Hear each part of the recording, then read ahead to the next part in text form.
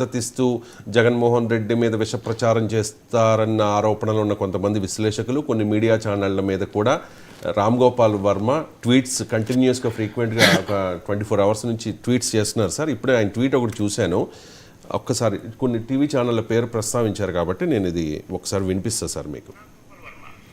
ఈ రామ్ గోపాల్ వర్మ తల నరికి ఎవరన్నా తెస్తే నేను ₹1 కోటి ఇస్తాను. Please sir, no, you withdraw words. I repeat. చట్ట ప్రకారంలో ఉండాలి. చట్ట ప్రకారం చేద్దాం. చట్ట ప్రకారం చేద్దాం. ఈ రామ్ గోపాల్ వర్మ తల నరికి ఎవరన్నా తెస్తే నేను ₹1 కోటి ఇస్తాను. You withdraw your words. I repeat. No, చట్ట ప్రకారం ఉండాలి. I repeat. అంటే తెలుగుదేశం పార్టీకి మద్దతిస్తూ జగన్మోహన్ రెడ్డిని ఒక రేంజ్లో కార్నర్ చేసే విశ్లేషకులు అన్న ఆరోపణలు ఉన్న ఒక వ్యక్తి పేరు చెప్పను సార్ నేను. ఆయన రామ్ గోపాల్ వర్మ తలకి ₹1 అసలు మొదలైన ₹1 ఎక్కడికి వచ్చాయి ఇన్కమ్ ట్యాక్స్ చూడాలి. అది అకౌంటెడ్ మన అన్అకౌంటెడ్ మన. రెండవది ఇంత బహిరంగంగా తల నరుకుతామని చెప్పడం అనేది రూల్ ఆఫ్ లాకు వ్యతిరేకం. అది ఇమీడియట్గా పోలీసు వాళ్ళు కేసు పెట్టచ్చు. ఇప్పుడు ఒక సినిమా పరువు నష్టం దారి తీస్తే మరి ఇలాంటి వ్యాఖ్యలు హింసను ప్రేరేపించవా? ఇప్పుడు తలలు నరుక్కునే రాజకీయాల్లో ఎవరి గుత్తాధిపత్యం ఉంటుంది?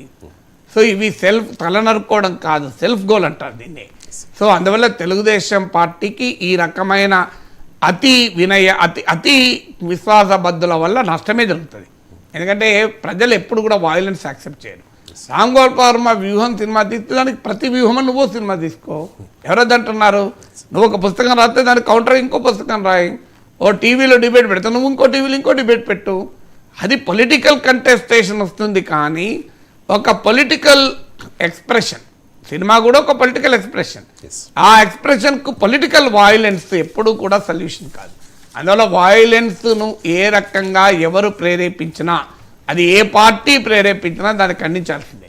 ఇవాళ సందర్భం వచ్చింది, మీరు దీన్ని చూపెట్టారు, దీన్ని అన్నాను.